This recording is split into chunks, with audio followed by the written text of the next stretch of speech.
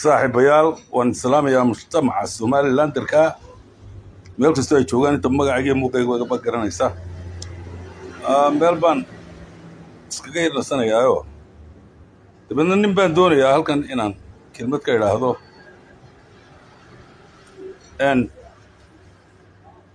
dadka soo dooranaya marka xisbiyada soo dooranayana waxaan doonayaa kelmad idhaahdo ninka aan la hadlayo waxaan leeyahay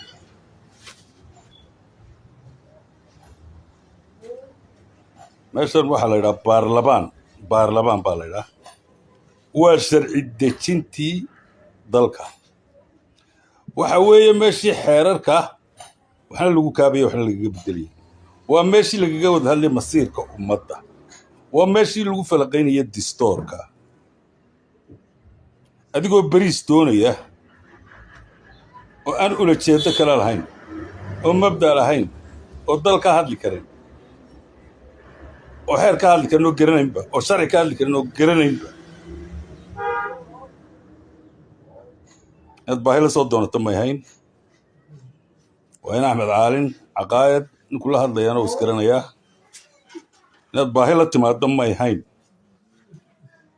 kuwii ku soo doortay kugu khasaaray inaad telefoonka ka qaban weyda may hayn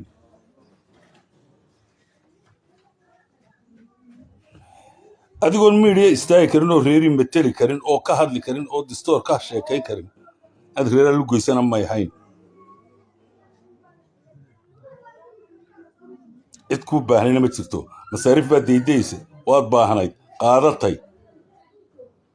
u bannee reerka meel cid ha geysta meeshee aan la hadlayo dadka wax soo dooranaya waxaan leeyahay kuwa iyagii qaar kaleba war meeshan waa meel khatara baarlamaanku waxaan garanayaa reeraha iyaga meesha yimi labadii nin ugu tuntuun roona horta waxaan cirro iyo duur odhay xaradii laba ninoo sheegan bay ahaayeen markay joogeen meesha wax allaala iyo wixii kale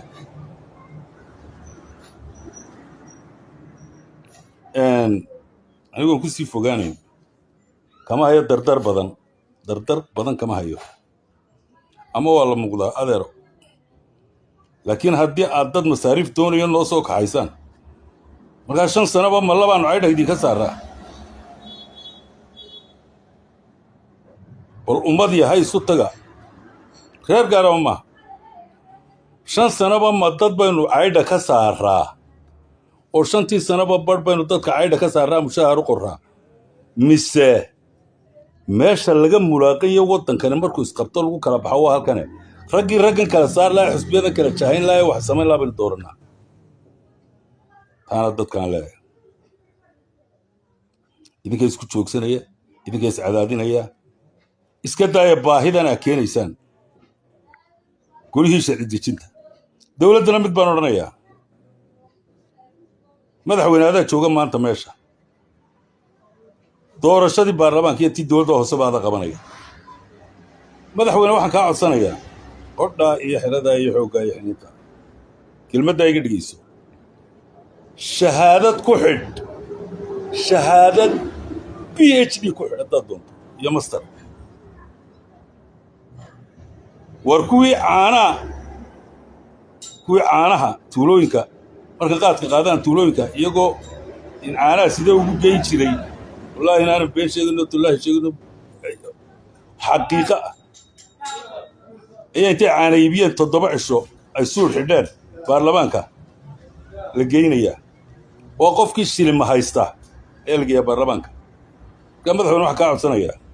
shahaadad ku xidh markay ugu yarta master nin aan master sidan oo meeshaa waxba ka qabanayn oo reer ka difaacayn oo dal ka difaacayn oo xeer iyo sharci ka difaacayn madaxweyne aan ugu soo daynin dadkana waxaan leeyahay war meeshu waa goob khatara baarlamaanku waa meesha wax lagu kala goosanayay annaga reer miyaro suu dhiibsaday hanoo soo dirina ninkan la hadlayana waxaan leeyahay arday bagaajo kaa saarayso mushaharku qaado oo noo bannee kursiga cid kuu baahnana ma jirto sidaa ku tag miidiyahan ka hadli doonaa warkaasoo fara badan haddii alla idmo way noocaynkaa